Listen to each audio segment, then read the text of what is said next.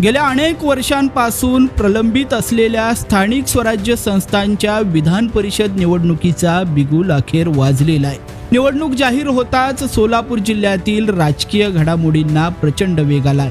महायुतीमध्ये ही जागा भाजपकडे आहे, मात्र या एका जागेसाठी भाजपमध्ये इच्छुकांची भाऊगर्दी उसळली आहे। त्यातच पक्षाशी एकनिष्ठ राहिलेले माजी आमदार प्रशांत परिचारक की पक्षात नव्याने दाखल झालेले इनकमिंग नेते देवाभाऊ नक्की कुणाला कौल देणार, यावर सोलापूर आणि विशेषतः पंढरपूरकरांचे डोळे लागलेले आहेत। सोलापूर जिल्ह्याच्या राजकारणाला नवी दिशा देणाऱ्या विधान परिषद निवडणुकीची घोषणा अखेर झाली आहे। गेल्या अनेक वर्षांपासून ही निवडणूक लांबणीवर पडलेली होती, त्यामुळे सर्वच पक्षामध्ये इच्छुकांची धाकधूक वाढलेली होती। 2016च्या निवडणुकीत संख्याबळ नसतानाही भाजपकडून प्रशांत परिचारक यांनी चमत्कार घडवून आणत ही निवडणूक जिंकलेली होती।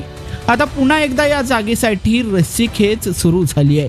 सध्या भाजपमधून या आमदारकीसाठी तगड्या नेत्यांची नावे चर्चेत आलेली आहेत। माळशिरसचे माजी आमदार राम सातपुते, मोहोळचे युवा नेते बाळराजे पाटील, तसेच बार्शीचे माजी आमदार राजेंद्र राऊत आणि शशिकांत चव्हाण हे सर्वजण या सोलापूरच्या जागेसाठी आग्रही आहेत। पण या सगळ्यात सर्वात आघाडीवर आणि प्रबळ दावेदार मानले जात आहेत ते म्हणजे माजी आमदार प्रशांत परिचारक यांनी पक्षाच्या आदेशाचा आदर करत तब्बल 2 वेळा आपली आमदारकीची दावेदारी सोडलेली होती। सलग 2 विधानसभा निवडणुकांमध्ये त्यांनी भाजपचे आमदार समाधान आवताडे यांना पूर्ण ताकदीने पाठिंबा दिला आणि त्यांच्या विजयात सिंहाचा वाटा उचलला होता।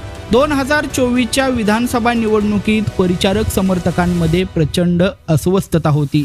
माझ्या कार्यकर्त्याला कोणाच्याही दावणीला बांधणार नाही अशी आक्रमक भूमिका घेत परिचारकांनी बंडखोरीचे संकेत दिलेले होते।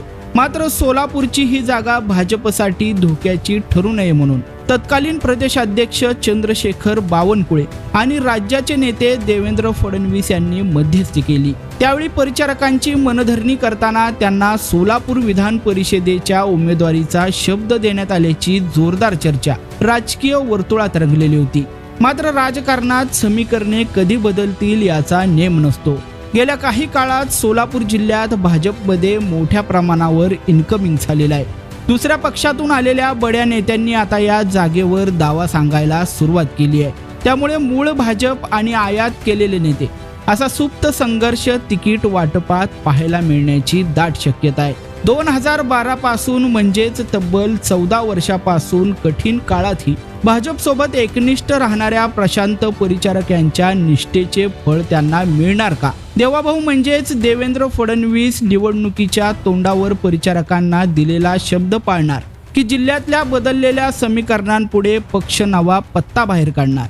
याकडे आता संपूर्ण पंढरपूर तालुक्यासह सोलापूर जिल्ह्याचं लक्ष लागून राहिलंय।